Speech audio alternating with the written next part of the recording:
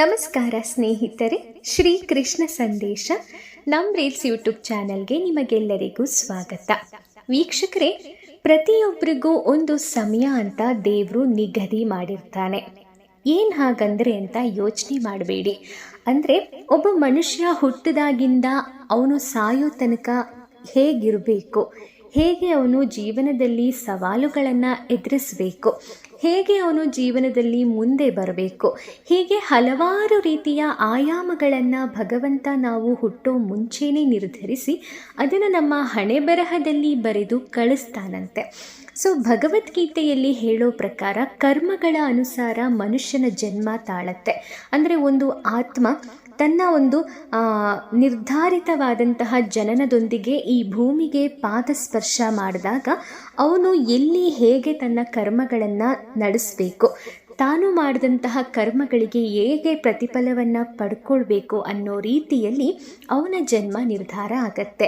ಇಲ್ಲಿ ಸಮಯ ಅನ್ನೋದು ಹೇಗೆ ನಮಗೆ ಒಂದು ಅಂದರೆ ಜೀವನದ ಪಾಠವನ್ನು ಕಲಿಸುತ್ತೆ ಅಂತ ನಾವು ತಿಳ್ಕೋಬೇಕು. ಅಂದರೆ ಒಬ್ಬೊಬ್ಬರ ಸಮಯ ಒಂದೊಂದು ರೀತಿ. ಇಲ್ಲಿ ನಾವು ಸಮಯ ಅಂದರೆ ಏನು ಅನ್ನೋದನ್ನು ಮೊದಲು ಅರ್ಥ ಮಾಡ್ಕೊಳ್ಳೋಣ. ಸಮಯ ಅಂದರೆ ಏನು? ನಿಮ್ಮ ಪ್ರಕಾರ ಸಮಯ ಅಂದರೆ ನಿಮಗೆ ಏನು ಅನಿಸುತ್ತೆ? ಈಗ ಒಬ್ಬರಿಗೆ ಸಮಯ ಅನ್ನೋದು ಎಷ್ಟು ಖುಷಿ ಕೊಡುತ್ತೆ ಅಲ್ವಾ? ಅಂದರೆ ಅವರು ತುಂಬ ಖುಷಿಯಾಗಿದ್ದರೆ, ಅವ್ರ ಜೀವನದಲ್ಲಿ ಎಲ್ಲ ಇದ್ದರೆ ಅವ್ರಿಗೆ ಸಮಯ ಅನ್ನೋದು ಲೆಕ್ಕನೇ ಇರೋದಿಲ್ಲ. ತುಂಬ ಖುಷಿಯಾಗಿ ಅದನ್ನು ಕಳೀತಾರೆ. ಏನೇ ಮಾಡಬೇಕಂದ್ರೂ ಒಂದೊಂದು ಕ್ಷಣನೂ ಕೂಡ ಅವರಿಗೆ ಖುಷಿ ತವಕದಿಂದ ಇರ್ತಾರೆ. ಅದೇ ಒಬ್ಬ ಮನುಷ್ಯ ಜೀವನದಲ್ಲಿ ಎಲ್ಲವನ್ನ ಕಳ್ಕೊಂಡಿದ್ರೆ, ಕಷ್ಟಪಡ್ತಾ ಇದ್ದರೆ, ಅಂದರೆ ತುಂಬ ಅವನು ಸೋತು ಹೋಗಿದ್ರೆ, ಯಾರ ಬೆಂಬಲ ಇಲ್ಲದೆ ಒಬ್ಬೊಂಟಿಯಾಗಿದ್ದರೆ ಅವರ ಸಮಯವನ್ನು ನೀವು ಊಹೆ ಮಾಡೋಕ್ಕಾಗತ್ತಾ? ಕನಸಲ್ಲೂ ಕೂಡ ಆಗಲ್ಲ. ಯಾಕಂದರೆ ಅವರು ಅನುಭವಿಸ್ತಿರುವಂತಹ ಕಷ್ಟ ಇದೆಯಲ್ಲ, ಆ ಸಮಯ ಅನ್ನೋದು ಯಾರಿಗೂ ಕೂಡ ಬೇಡ. ಯಾಕಂದರೆ ಅವರ ಕಷ್ಟಗಳು ಅವರನ್ನು ಕುಗ್ಗಿಸಿರುತ್ತೆ. ಈ ಸಮಯದಿಂದ ಅಂದರೆ ಈ ಒಂದು ಟೈಮ್ ಏನಿದೆ ಇದು ಎಷ್ಟು ಬೇಗ ಕಳೆಯತ್ತಪ್ಪ ದೇವ್ರೆ ಅಂತ ಅವರು ಪ್ರತಿ ಕ್ಷಣ ಅಲ್ಲ, ಪ್ರತಿ ಸೆಕೆಂಡ್ ಕಷ್ಟಪಡ್ತಿರ್ತಾರೆ. ಇದೇ ನೋಡಿ ಸಮಯಕ್ಕೆ ಇರುವಂತಹ ವ್ಯತ್ಯಾಸ. ಇಲ್ಲಿ ಸಮಯ ಅನ್ನೋದು ಒಂದೇ, ಆದರೆ ರೀತಿ ಬೇರೆ ಬೇರೆ.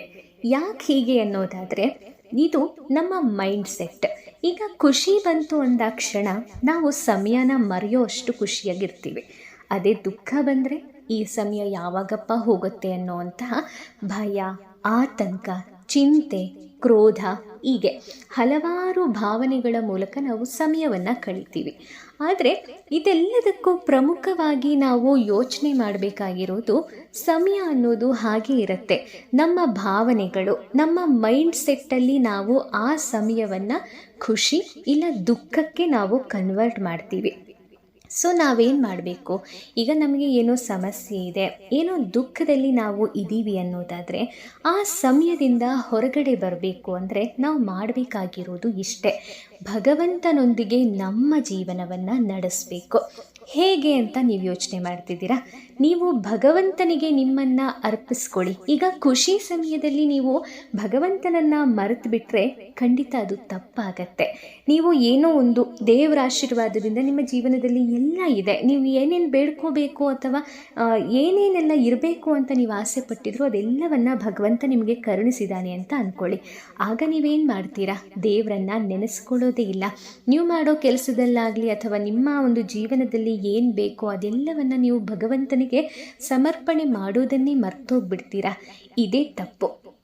ನಾವಿಲ್ಲಿ ಒಂದು ಹುಲ್ಲು ಕಡ್ಡಿಯನ್ನು ಕೀಳಬೇಕು ಅಂದರೂ ಕೂಡ ನಮ್ಮ ತಲೆಯಲ್ಲಿ ಆ ಯೋಚನೆ ಬರಬೇಕು ಅಂದರೆ ಅದು ಭಗವಂತನ ಆಶೀರ್ವಾದ ಇದ್ದರೆ ಮಾತ್ರ ಸಾಧ್ಯ.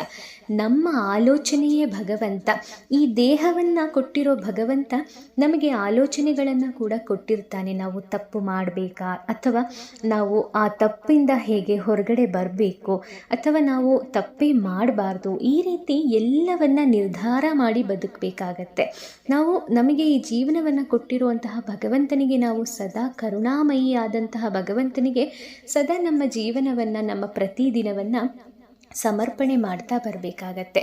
ಇಲ್ಲ ಅಂದರೆ ನಾವು ಈ ಒಂದು ಭೂಲೋಕದಲ್ಲಿ ಜನಿಸಿರೋದಕ್ಕೆ ಯಾವ ಅರ್ಥನೂ ಇರಲ್ಲ. ನಾವಿಲ್ಲಿ ಆ ಭಗವಂತನ ಆಶೀರ್ವಾದದೊಂದಿಗೆ ಮಾತ್ರ ಬಂದು ಬದುಕೋಕ್ಕೆ ಸಾಧ್ಯ.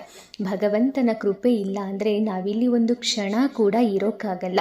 ಹಾಗಾಗಿ ನಮ್ಮ ಪ್ರತಿ ಕೆಲಸದಲ್ಲೂ ಆ ಭಗವಂತ ಅಂದರೆ ಆ ಕೃಷ್ಣ ಪರಮಾತ್ಮನನ್ನು ನೆನೆಯೋಣ. ನಾವು ಏನೇ ಮಾಡಬೇಕಾದ್ರೂ ಕೂಡ ಆ ಒಂದು ಅಂದರೆ ಭಗವಂತನಿಗೆ ನಮ್ಮ ಎಲ್ಲವನ್ನ ಕೂಡ ಸಮರ್ಪಣೆ ಮಾಡುವಂತಹ ಸಮರ್ಪಣಾ ಭಾವವನ್ನು ಹೊಂದಿರಬೇಕು. ಈಗ ನೀವು ಊಟಕ್ಕೆ ಕೂತ್ಕೊಳ್ತೀರಾ ಅಂದ್ಕೊಳ್ಳಿ, ಈ ಅನ್ನವನ್ನು ತಿನ್ನುವಂತಹ ಒಂದು ಯೋಗ್ಯತೆ ಅದೃಷ್ಟವನ್ನು ಆ ಭಗವಂತ ನಮಗೆ ಕೊಟ್ಟಿದ್ದಾನೆ ಅಂದರೆ ನಮ್ಮಷ್ಟು ಅದೃಷ್ಟಶಾಲಿ ಯಾರೂ ಇರಲ್ಲ. ನೀವು ಒಂದು ಮನೆಯಲ್ಲಿ ಕೂತು ನೆಮ್ಮದಿಯಾಗಿ ಊಟ ಮಾಡ್ತೀರಾ ಅಂದರೆ ನೀವು ಎಲ್ರಿಗಿಂತ ಅದೃಷ್ಟವಂತರಾಗಿರ್ತೀರ. ಹೇಗೆ ಅಂತ ನೀವು ಯೋಚನೆ ಮಾಡ್ತಿದ್ದೀರಾ? ಇದಕ್ಕೆ ಉದಾಹರಣೆ ನೀವು 2 ಉದಾಹರಣೆ ಕೊಡ್ತೀನಿ ನೋಡಿ. ನೀವೀಗ 4 ಗೋಡೆ ಮಧ್ಯೆ ಅಂದರೆ ನಿಮ್ಮ ಮನೆಯಲ್ಲಿ ಯಾರದೇ ಹಂಗಿಲ್ಲದೆ ಯಾರ ಒಂದು ಕಾಟ ಇಲ್ಲದೆ ಆರಾಮಾಗಿ ಕೂತ್ಕೊಂಡು ನಿಮಗೆ ಏನು ಅಡುಗೆ ಬೇಕು ಅದನ್ನು ತಯಾರಿಸ್ಕೊಂಡು ತಿಂತಿದ್ದೀರಾ. ಅದೇ ಒಬ್ಬ ಭಿಕ್ಷುಕನ ಪರಿಸ್ಥಿತಿಯನ್ನು ಯೋಚನೆ ಮಾಡ್ತೀರಾ? ಅವನಿಗೆ ಇಷ್ಟ ಬಂದಿದ್ದನ್ನು ತಿನ್ನಬೇಕು ಅಂದರೂ ಕೂಡ ಅವನ ಹತ್ರ ಆ ಸ್ವಾತಂತ್ರ್ಯ ಆಗಲಿ ಆ ಹಕ್ಕಾಗಲಿ ಅಥವಾ ಆ ಒಂದು ಯೋಗ್ಯತೆ ಕೂಡ ಅವರಿಗಿಲ್ಲ. ಯಾರಾದರೂ ಅವ್ರಿಗೇನಾದರೂ ಕೊಟ್ಟರೆ ಮಾತ್ರ ಅವರು ತಿನ್ನೋದಕ್ಕೆ ಸಮರ್ಪಿತರು. ಅವರಿಗೆ ಬೇಕಾದ್ದನ್ನು ತಗೊಂಡು ತಿನ್ನುವಂತಹ ಒಂದು ವ್ಯವಸ್ಥೆ ಆಗಿರಬಹುದು ಅಥವಾ ಏನಂತಾರೆ ಆ ಯೋಗನೇ ಅವ್ರಿಗಿರೋದಿಲ್ಲ. ಅದೇ ಇನ್ನೊಬ್ರಿಗೆ ಈಗ ಯಾರ್ದೋ ಒಬ್ಬರು ಕೈ ಕೆಳಗೆ ಕೆಲಸ ಮಾಡ್ತಿರ್ತಾರೆ ಅಂದ್ಕೊಳ್ಳಿ. ಸೊ ಅವ್ರ ಪರಿಸ್ಥಿತಿ ಯೋಚನೆ ಮಾಡಿ. ಅವರು ಕೂಡ ಹಾಗೇನೆ ಅವ್ರಿಗೆ ಇಷ್ಟ ಇರುತ್ತೆ ನಾನು ಹೀಗಿರಬೇಕಿತ್ತು, ಆದರೆ ಏನು ಮಾಡೋಕ್ಕಾಗಲ್ಲ. ಅವ್ರ ಕೈ ಕೆಳಗಡೆ ಬಂಧಿತರಾಗಿರ್ತಾರೆ. ಅವರು ಕೂಡ ಅವ್ರು ಏನು ಕೊಡ್ತಾರೋ ಅದನ್ನೇ ತಿನ್ನಬೇಕಾಗತ್ತೆ. ಸೊ ಅವ್ರಿಗೆ ಆಸೆ ಇಚ್ಛೆ ಇದ್ದರೂ ಕೂಡ ಅವರು ತಿನ್ನುವಂತಹ ಯೋಗ ಪಡ್ಕೊಂಡು ಬಂದಿಲ್ಲ. ಆದರೆ ನಿಮಗೆ ಆ ಯೋಗ ಇದೆ, ನೀವೇನು ಬೇಕಾದರೂ ಮಾಡಿಕೊಂಡು ಈಗಲೇ ತಿನ್ನಬಹುದು. ನಿಮಗಿಷ್ಟ ಇರುವಂತಹ ಆಹಾರವನ್ನು ಈಗಲೇ ನೀವು ತಯಾರು ಮಾಡ್ಕೊಂಡು ತಿನ್ನಬಹುದು.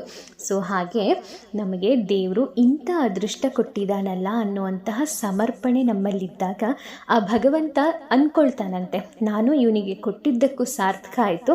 ಪ್ರತಿ ತುತ್ತಲ್ಲೂ ಪ್ರತಿ ಒಂದು ಕೆಲಸದಲ್ಲೂ ಪ್ರತಿ ಕ್ಷಣದಲ್ಲೂ ಇವನು ನನ್ನನ್ನು ನೆನಪು ಮಾಡಿಕೊಳ್ತಾನೆ, ಪ್ರತಿಯೊಂದನ್ನು ಕೂಡ ನಮಗೆ ಸಮರ್ಪಣೆ ಮಾಡ್ತಾನೆ. ಹಾಗಾಗಿ ಇವನು ಸದಾ ಕಾಲ ನನ್ನನ್ನು ಧ್ಯಾನ ಮಾಡೋ ಕಾರಣ ಇವನ ಜೀವನದಲ್ಲಿ ಏನು ಕೆಡಕಾಗದೇ ಇರುವಂತಹ ಯೋಗಕ್ಷೇಮವನ್ನು ನಾನು ನೋಡ್ಕೊಳ್ತೀನಿ ಅನ್ನುವಂತಹ ಒಂದು ಅವಿನಾಭಾವವಾದಂತಹ ಒಂದು ಕರುಣೆ ಭಗವಂತನಿಗೆ ನಮ್ಮ ಮೇಲೆ ಹುಟ್ಟುತ್ತೆ. ಹಾಗಾಗಿ ನಾವು ಯಾವಾಗಲೂ ಕೂಡ ಭಗವಂತನನ್ನು ನೆನಪು ಮಾಡ್ಕೊಳ್ತಾನೆ ಇರಬೇಕು.